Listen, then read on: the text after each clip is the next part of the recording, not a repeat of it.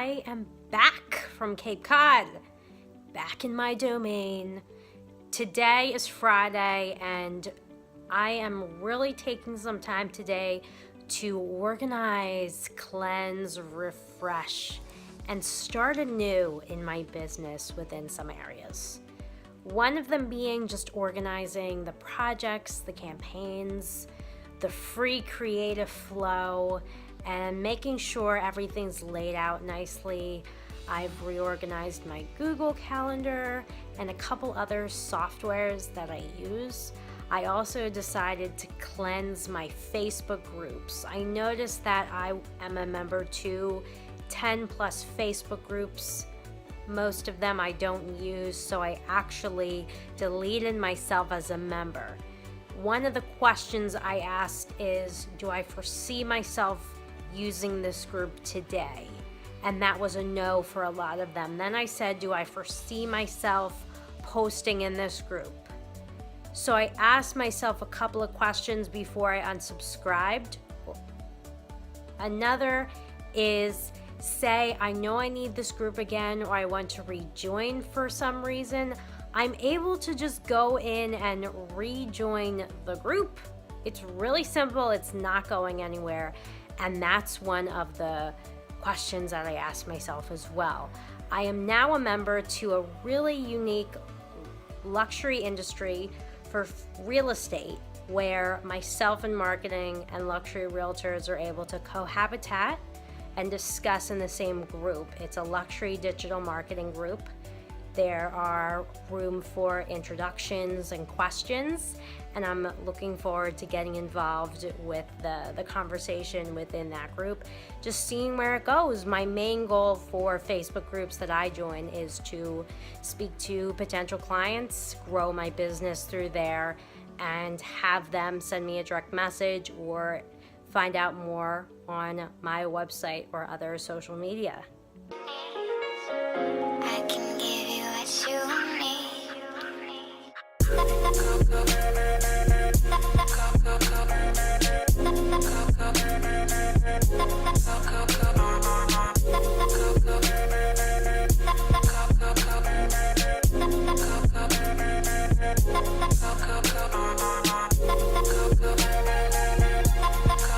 I am across the river today in Philadelphia. Right here is Philadelphia. You're able to see the beautiful skyline behind me, and I love to just take opportunities to venture out of my typical space and see what else is out there in this world.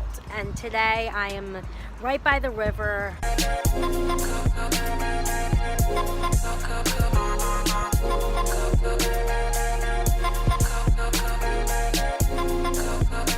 Reaching your target client on social media may mean less vanity likes at first. What am I talking about in this regard? Well, when I first get started with new clients, I find that they're using very generic hashtags. Hashtags that are very general and not specific to the target client or location. When you and I partner for your monthly marketing on social media, I will have hashtags for you on all social medias to specifically target your client, no matter where they are, whether they're in Boston, Los Angeles, or you're a realtor or a restaurant owner. You and I are going to partner to be specific about it. Now that may mean you're scaling back on the number of vanity likes that you get. And this is solely because you're getting more specific to a niche group of individuals, as opposed to targeting a wider span of people who may not be right for your service. We need to make sure that this is put into place, because guess what? Yes, social media is about likes and comments and engagement. It's really about creating partnerships and giving attention to the client and making sure that client pays attention. And through sophisticated methods, you and I will work through this together.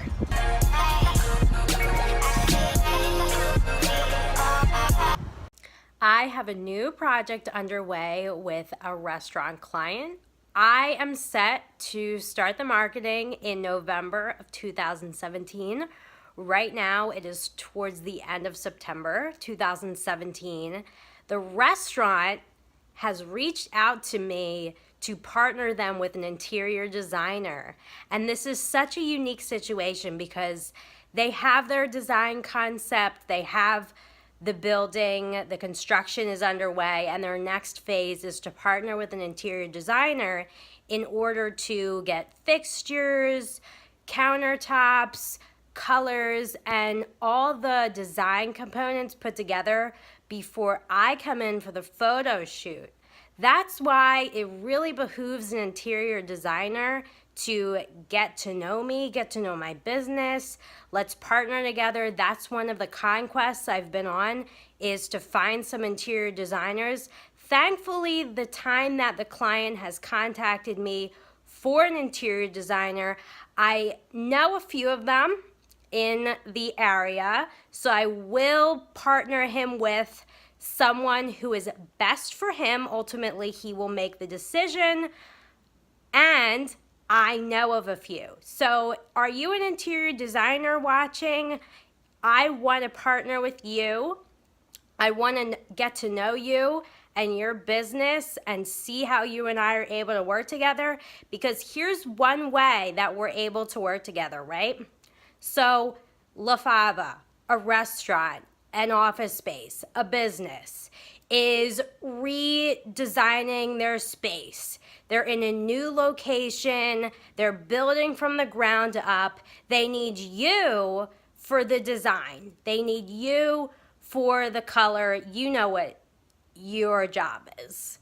My job is the online marketing, and where both of us pair well together is the design component, because the color of the location, the restaurant, the business matches the color of the online brand, the visual concepts that I create.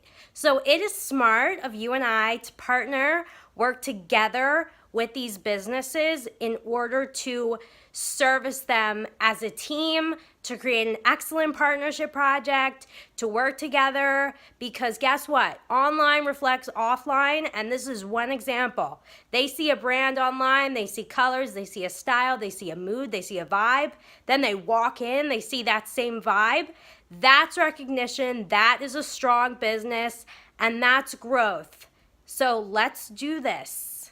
Hello, right now I am taking you on a behind the scenes look at a marketing campaign and how I get it together for one of my clients' properties. This client lists homes between $2 and $5 million, which means the home typically lasts on the market longer.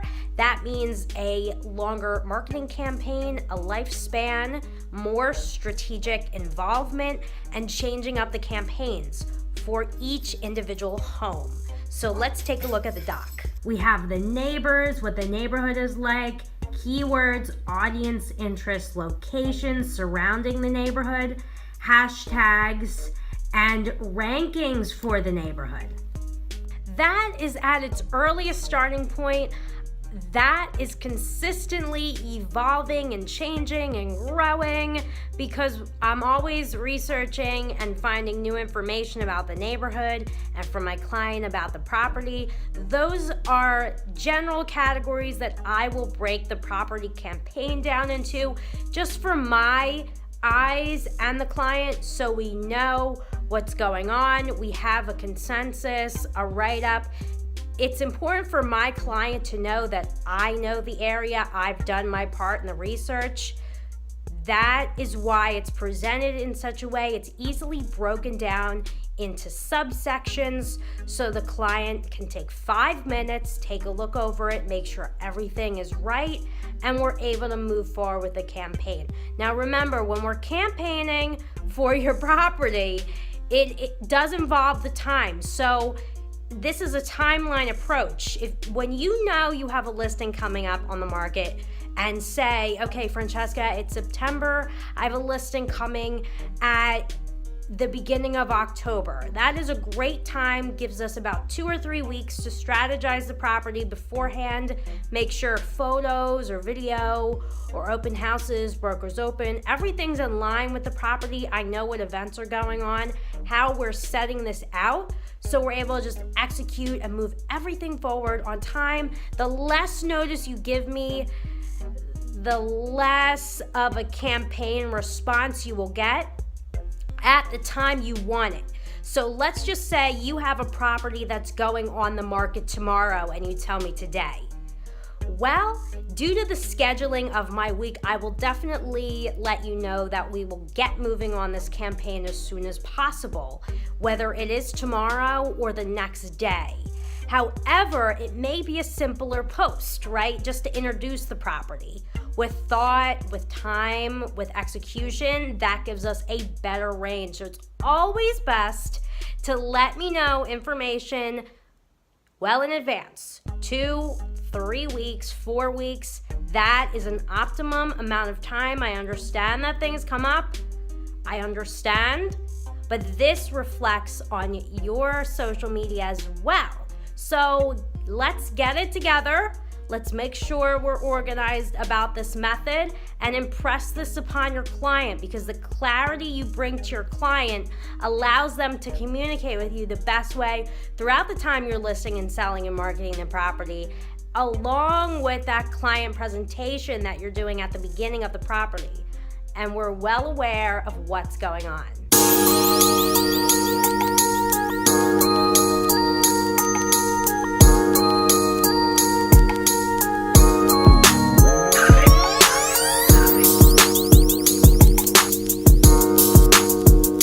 So branding at its core is the representation of your business to your audience. So that comes to logo, fonts and colors, which is the aesthetics end, and the message.